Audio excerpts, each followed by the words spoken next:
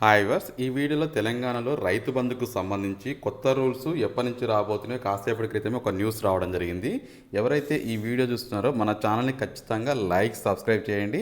అదేవిధంగా మీకు రైతు భరోసాపై ఉన్నటువంటి ఏదైనా డౌట్స్ ఉన్నా కానీ మీ యొక్క ఒపీనియన్ ఉంటే ఈ వీడియో కింద కామెంట్ సెక్షన్లో షేర్ చేయండి.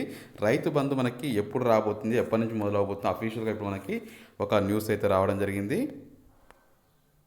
చూసుకోవచ్చు. రైతు భరోసా సంక్రాంతి నుంచి శాసనసభ సమావేశాల నాటికి ఉపసంఘ నివేదిక సభలో చర్చించి విధి విధానాలు యాసంగి సీజన్ నుంచి ఎకరాకి 7,500 రూపాయల చొప్పున 30న రైతు సదస్సు 4 లక్షల మంది రైతులకి రుణమాఫీ 2 లక్షల లోపు ఉండి వివిధ కారణాలతో మాఫీ కాని వారికి అని చెప్పేసి ఇక్కడ ఇవ్వడం జరుగుతుంది. వీరికి 2,800 కోట్లు, తర్వాత 2 లక్షల పైగా ఉన్నవారికి యాసంగిలో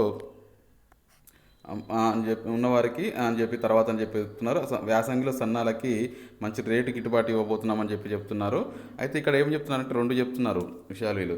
యాసంగి సీజన్ నుంచి ఎకరాకి 7,500 రూపాయలు ఇస్తాము, 30న రైతు సదస్సు ఉంటుంది. సో 4 లక్షల రైతులకి రుణమాఫీ ఉంటుంది, 2 లక్షల లోపు ఉండి వివిధ కారణాలతో కాని వారికి ఇస్తున్నాము. దానికి 2,800 కోట్ల బడ్జెట్ అవసరం ఉంటుంది. తర్వాత 2 లక్షల పైన ఉన్న వారికి కూడా ఇవ్వబోతాము. బ్యాంక్ ఖాతాలో బోనస్ కూడా జమ చేస్తున్నాము అని చెప్పేసి చెప్తున్నారు. వచ్చే ఏడాది నుంచి రాష్ట్రంలో పంటల బీమా, అదేవిధంగా కోయిడా వద్ద అతిపెద్ద మోడల్ మార్కెట్, వ్యవసాయ శాఖ తుమ్మర అని చెప్పేసి మనకి ఇక్కడ ఇవ్వడం జరుగుతుంది. ఇక్కడ ఏమి సంక్రాంతి కానుకగా పెట్టుబడి సహాయాన్ని అందించనుంది. రైతుల పేరుతో బీఆర్ఎస్ హయాంలో ఎకరానికి 5,000 ఇవ్వగా రైతు భరోసా పేరుతో కాంగ్రెస్ ప్రభుత్వం ఎకరానికి 7,500 రూపాయల చొప్పున ఇవ్వబోతున్నాము అని చెప్పేసి వాళ్ళు ప్రకటించుకోవడం జరిగింది. అదేవిధంగా ఇప్పుడు మనకి ఈ మేరకు డిసెంబర్లో 2వ వారంలో శాసనసభ సమావేశాల్లో విధి విధానాలు చర్చించబోతున్నారు. రైతు సదస్సు మనకి నిర్వహించబోతున్నారు.